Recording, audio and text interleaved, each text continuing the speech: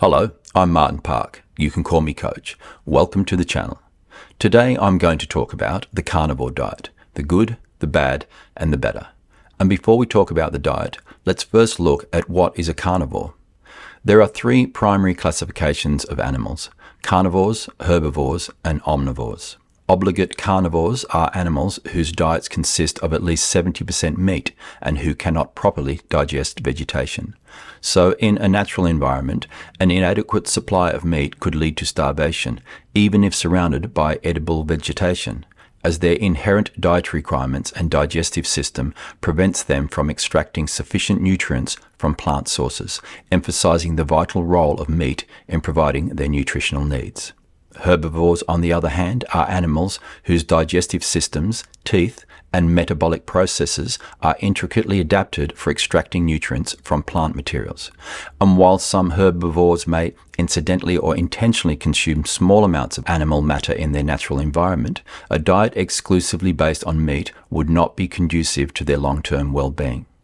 Whereas omnivores, humans being one of them, exhibit a versatile digestive capacity that allows them to eat and survive on a diverse diet that includes both plant and animal matter. This adaptability enables them to obtain essential nutrients from both plant and animal foods, highlighting the distinct advantage that an omnivore has in surviving in a wide variety of nutritional environments.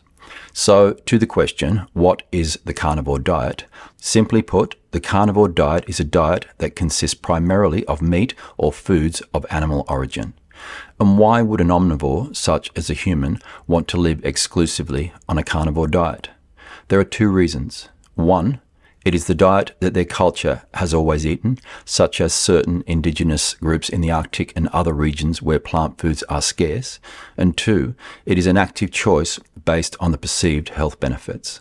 Today, I will be looking at the carnivore diet only in relation to those people who are either following it or considering following it due to the perceived health benefits. And this is an important point, as in my experience, most, if not all, of the people who are following or considering following a carnivore diet have come at it from a position of personal ill health.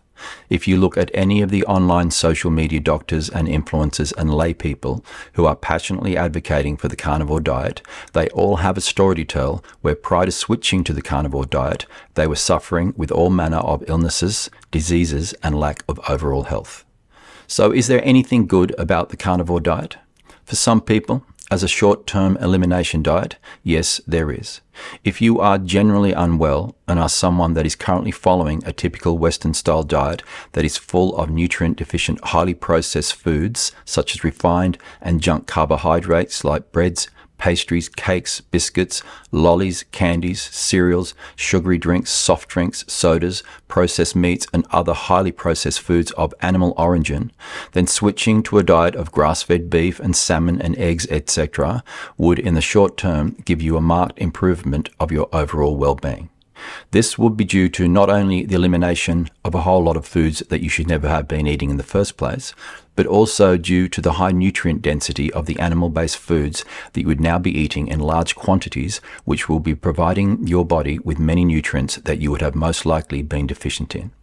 If you continued on the carnivore diet for a brief time, like 2 to 4 weeks, then you slowly introduced other quality foods of a high nutrient density until you were eating a wide variety of foods, you could greatly improve your health and well-being while also checking for your own personal reactions to other foods as you reintroduce them. So what isn't there to like about the carnivore diet? Well, let's break it down, and once again, this is all in relation to the possibility that it may improve your health. One, you don't need to be on a carnivore diet to cut out all refined and junk foods and processed meats and other highly processed foods of animal origin. You can just choose to avoid all those foods and instead eat all the high-quality, nutrient-dense versions of foods of animal and plant origin. Two, you don't need to be on a carnivore diet to get lots of quality protein and essential micronutrients. You just need to eat the high nutrient density food options from within all of the food groups. And three, you don't need to be on a carnivore diet to free yourself from some of the debilitating diseases that plague modern society. You just need to start taking control over your food and lifestyle choices. So is a carnivore diet healthier than any other quality diet that doesn't only include foods from animal origin? No, it isn't. Other than a few rare people who are highly allergic to all plant-based foods, which is extremely rare no matter what you have been told by the internet pushers of this diet, then for everyone else there are better options. Any well-structured diet that ensures you are getting all of the nutrients that your body needs from quality real whole foods will be just as effective, if not more so, when it comes to your long-term health and well-being. Is there a better option for overall health and well-being? Absolutely. No one can live long-term on a carnivore diet without adding in supplemental nutrients, and even then your life will be problematic due to the complications that arise from only consuming animal products as foods. We are not obligate carnivore. We are not a lion or a tiger. We are human. We are an omnivore. This is not in question. This is not in doubt. This is a matter of fact. If you choose to push what is possible as an omnivore by trying to live as an obligate carnivore, then while you may, depending on your circumstances at the start, feel better in the beginning, if you continue on this diet for a long period of time, and by that I mean trying to live on this diet for the rest of your life, you will eventually suffer. So don't buy into the hype.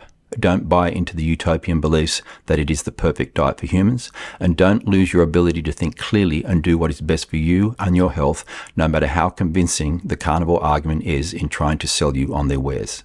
Should you need my assistance with this, then I will leave a link in the description. If you have any questions, then please leave them in the comments. I thank you for listening, and I look forward to spending some time with you again. Bye for now.